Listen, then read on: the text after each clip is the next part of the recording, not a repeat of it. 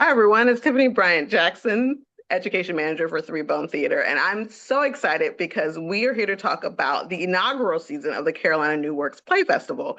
And I have three playwrights with us today who are going to be shown on stages this year. I'd love for each of you just to take a moment and introduce yourself and tell us your tie to the Carolinas. Hi, I'm Glenn Rawls. I'm originally from Rock Hill, South Carolina. I went to the University of South Carolina in Columbia, and I stayed there to work with public television and radio, and I retired here as well.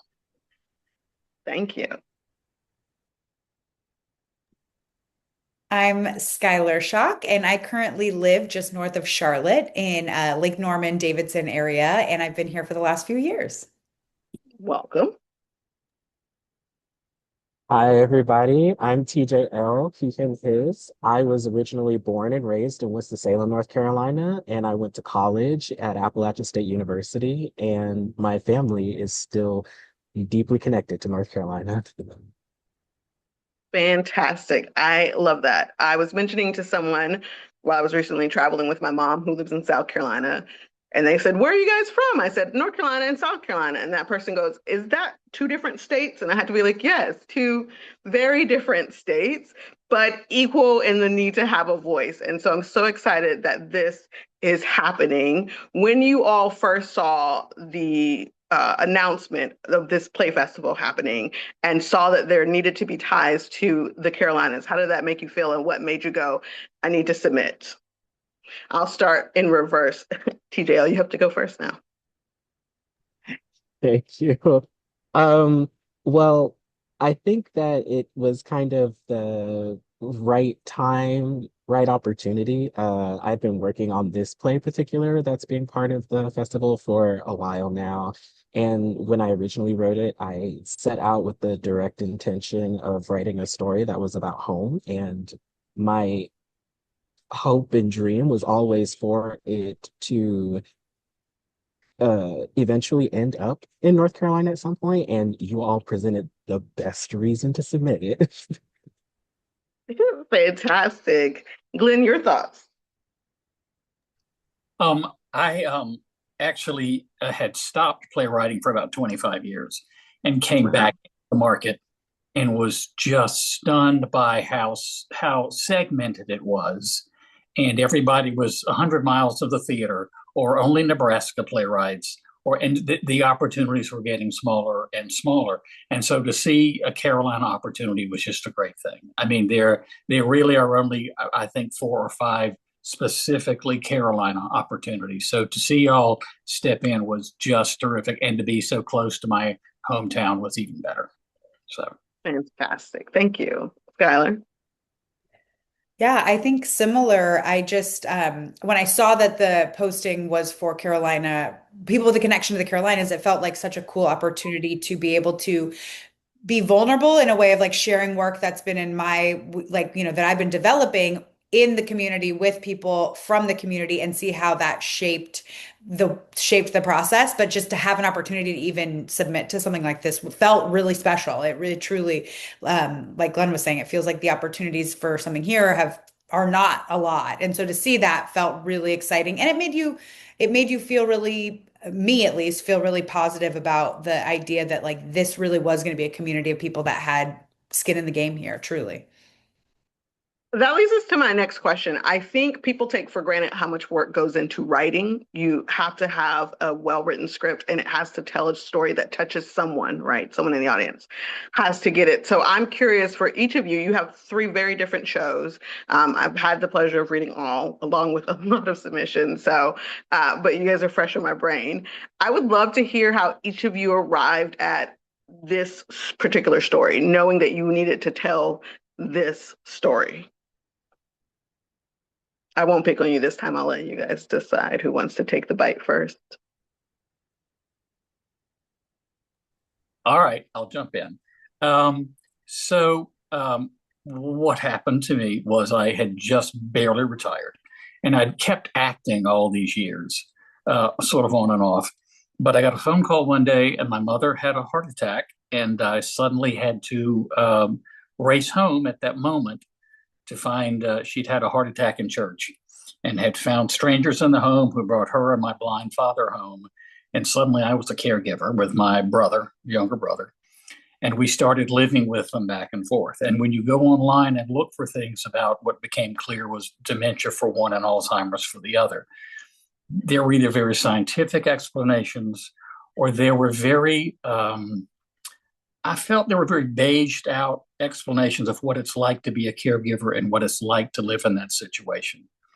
And when the situation had resolved itself with my parents passing, I really started thinking about this journey needs to be shared from a much more realistic perspective, not the early stages that are easy to write, but the hard ones. And I thought a lot about plays like Wit and Night Mother that really went into very difficult, they went all the way to the end. They went right to the finish line. And at the same time, I didn't want it to be the play people expected. I wanted it to sort of take off and branch out into wherever it needed to go. So I wanted to share the journey because I wish I had had a lot of this information. And some of it being from public television ends up being a little bit informational. There are little tips and tricks and things, but a lot of it is just pure emotion. And it's about how lonely it is, how angry you become, and how you try to find any semblance of your life when all that is over. So that's the play sort of manifested itself. And I didn't try to tie it down into an outline and index cards. I just let it write itself. And so that's the play that I have. Thank you, Glenn. That's a beautiful testament to taking the reality of what's happening in your world and channeling it creatively, which I think is beautifully done. And it does feel like you're walking on that journey with you as we see the story. So I'm excited for people to get a chance to see that because there aren't a lot of resources for caregivers, but you've got one that is creative, but also a little bit of self in there. So thank you. You bet. All right, who wants to be the next? I was like, okay, I'll wait. I see the finger pointing. You. So for me, You Can't Smoke in Burbank was kind of that funny combination of the title came first, truly. I was actually in Burbank, California with two friends and as an actor, and one of our friends had worked in Burbank and said, you can't smoke in Burbank, which is a true thing. There's an ordinance, a city ordinance about smoking in Burbank. And I was just like, okay, Neil Simon, like that's just such a name of a play. And I had no idea what the play was about or anything like that. But it was like, when that sort of sits there, I just had this loose concept about what if a play written by ChatGPT won the Pulitzer? And like, how would we as human beings interact with this idea of art and so ultimately that became a vehicle for me to explore art and AI and fame and our individual relationships to it. And so it was almost like this, like I would not say this is how I've written anything else. It just so happens to be this project kind of the name sparked some sort of inspiration of a theme that I really wanted to explore. And then the characters became the way to explore it. Because I personally am, you know, I don't want to be the person who just swears off all AI, but I'm very terrified of it and I'm very scared about how it is impacting the creative arts. And so this is kind of my way of opening up a conversation, hopefully, about it. Thank you. Also very timely. You're right with what we're going through in the world, and we're seeing it get into education. We're seeing it get into the arts, and this show is a commentary of how far can it go. And it's very interesting to read. I enjoyed it. Thank you. All right, your turn. You can't hide from me forever with this answer. Alrighty. So with this play in particular, I feel like it had a lot of it was a hodgepodge of things that led me to it. But I will say that I didn't get my real groove into writing it probably until I was like sitting up at maybe like 1:45 in the morning and I was listening to like a playlist of old R&B music that my grandmother put me onto, which kind of help the juices start going. But, I remember when I started writing the play, I was in this moment in my playwriting journey where I was very conflicted about like how you make a play feel important to people by putting in stakes in a piece, but exploring like what stakes are too big and what stakes are too small. It's a conversation I've been having with other writers and other theater people for quite some time. And I kind of sat down and just thought, well, when you're, and I started like having this inner conversation with myself, with, well, when you're young, stakes seem so big and so wide, but as you get older, you realize that the stakes that you used to think were so huge when you were like 17 seem like so minuscule when you get older. And, you know, when you're young, probably the thing that you have the most stakes in, apart from like having to decide, like, oh my gosh, I'm like 17 or 18, and so many people are trying to like make me answer the question, like, what do I want to be when I get older? When I get older, apart from that, feel like it has a lot of weight to it. You really latch on to the fact that like your interpersonal relationships that you've built with so many people because of your close proximity to them over time, those feel like enormous stakes. And also, this was in conversation with a lot of internet conversations that were happening that were either resparked or reinvigorated around the film Moon Knight. And a lot of people were kind of like having these discussions of like, oh, it's not because this story doesn't matter because the people are queer. It matters because it explores Black culture, and people were just having these back and forth conversations about why that film meant so much. And I really started to also think, huh, I've never seen a play where like young Black men can just be openly soft and vulnerable with each other and just be explorative in their relationship with one another. And then I was like, also, that's pretty big a stake as it already is, just exploring what actual love feels like and the layers of what love is between young people. And that's just sort of like how it kind of spun out. But yeah, just like wanting more stories about Black men being vulnerable and honest and open with each other is like where the impetus finally sat on. Thank you. That is necessary in this world, right? Everyone having space to be vulnerable. And you're absolutely right. 17, what I thought was a big deal at 17 and what I think at 40 something is completely different. But I would love to go back and examine my 17-year-old self when what I thought was the thing that I needed next. So I'm curious, a lot of people are going to come and see these things and not know what you expect from the audience. So I'd love to hear from each of you. What do you want to take away from getting your plays read out in this festival? What is your hope as a writer? Twofold in your process of writing, but also kind of what you hope you leave the audience with. I will keep it in the same order for this one because you've had a moment to rest, Glenn. So now you can answer this one first. Okay. I with any script going out, you want to know if the story sticks. You want to know when they're engaged, and most importantly, when they disengage. And you want to know if you've made the right steps along the way to give them the information that they need. So I hope they come and see they know that they're seeing a play that's rough. It's first time out. We don't know where the laughs are. We don't know where the cries are. We don't know. It's R&D for play development. And I always think about the Scotch Tape Company. They tried to make the strongest glue in the world and walked out with Post-it notes. And you hope that doesn't happen with your play.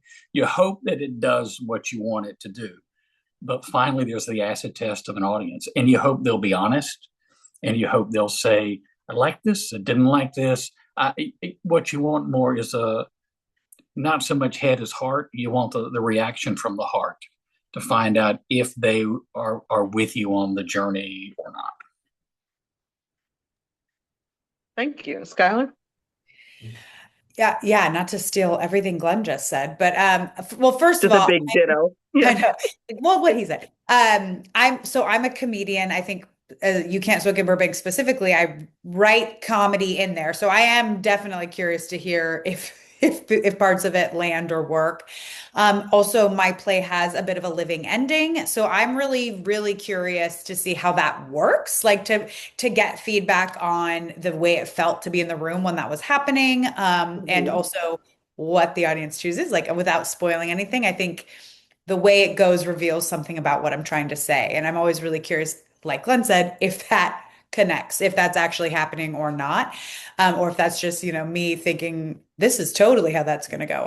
So I'm very curious about that. And I think similarly, where it's hitting the heart, but also bringing a layer of this is really an opportunity for critical feedback in a way that is, I think sometimes we want to tell everyone like, great job, good work. And I totally, of course, I need words of affirmation just like everyone, but I do want opportunities to push the work to the next level and find how to develop it in a way that is critically sound. And so sometimes I think being able to just say like I'm open to that too, and I hope that audiences are interested and ready to have productive critical conversations.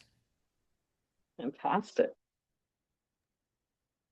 Um, I would definitely say I'm very interested to hopefully hear how people find find joy or find laughter in interacting with the words that I'm putting on these pages, because I feel like if they are coming from a place of joy or from a place of laughter, given how chaotic I've written these young men to be in this play, it also can give them a moment to really lead into like the that moment of stillness or silence when you get to the the door that's opening to like having a serious conversation around the various things that these boys are exploring, particularly within the arena of what types of restrictions are people putting on Black men, especially young developing Mhm. Black men, and how those restrictions are causing a lot of um I would hope I don't want to say stagnation, but a little bit of it's like people putting limitations on young people, young Black men, in a way that's forcing them to grow in an inauthentic way.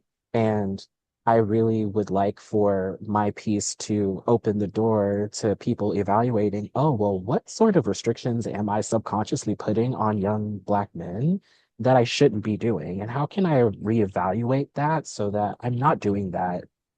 So so young Black men can, be more open and how open and explorative and how they're just developing as human beings, right?